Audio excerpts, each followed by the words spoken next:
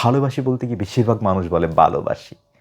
হ্যাঁ, আমি ভাত খাবো, ভাত না ভাত খাবো। শুদ্ধ উচ্চারণে গুছিয়ে কথা বলার জন্য একটা বিষয় খুবই গুরুত্বপূর্ণ, সেটা হচ্ছে মহাপ্রাণ বর্ণগুলো ঠিকঠাকভাবে উচ্চারণ করা, যেটা বেশিরভাগ মানুষের খুব বেশি ভুল হয়। হ্যাঁ, ঠিক আছে। যেমন কথা, এই যে আমি কথা উচ্চারণ করছি, থ, এটা কিন্তু আমি কথা বলিনি, আমি বলছি কথা। এই যে থতে আমি জোর দিচ্ছি। এই মহাপ্রাণ বর্ণগুলো ঠিকঠাকভাবে উচ্চারণ করতে হবে আপনাকে। আপনি কেমন আছেন, আছেন, এই যে ছ উচ্চারণ করতে গিয়ে বলে আপনি কেমন আছেন, তাহলে কিন্তু আর হলো না।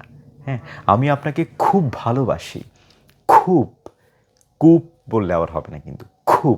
এই যে খ উচ্চারণ করার সময় মুখে বাতাস বের হচ্ছে ফুসফুস থেকে, এটা কিন্তু বের হতে হবে। আমি আপনাকে খুব ভালোবাসি, ভ, ভালোবাসি বলতে কি বেশিরভাগ মানুষ বলে ভালোবাসি।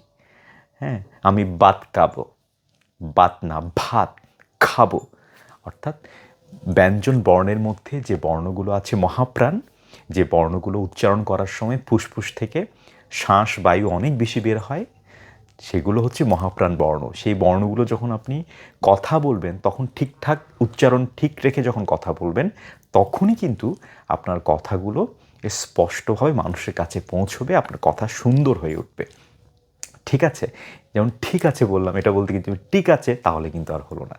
তার মানে মহাপ্রাণ যে বর্ণগুলি, বিশেষ করে খ, হ্যাঁ, ঘ, ঝ, ভ, থ, ঢ, হ্যাঁ, ভ, হ্যাঁ, এই উচ্চারণগুলো করবার সময় কিন্তু আপনাকে একটু জোর দিতে হবে, ফুসফুস থেকে বাতাসের ধাক্কা বেশি লাগবে। এগুলোই কিন্তু আপনাকে সচেতনভাবে বারবার চর্চা করতে হবে, কথা বলার সময় বারবার খেয়াল রাখতে হবে। তখনই কিন্তু আপনার কথা সুন্দরভাবে হয়ে যাবে। এবং মহাপ্রাণ হচ্ছে, মহাপ্রাণ বর্ণ ঠিকঠাকভাবে উচ্চারণ করে কথা বলা হচ্ছে প্রমিত ভাষায় কথা বলার একেবারে প্রথম এবং গুরুত্বপূর্ণ একটি ধাপ।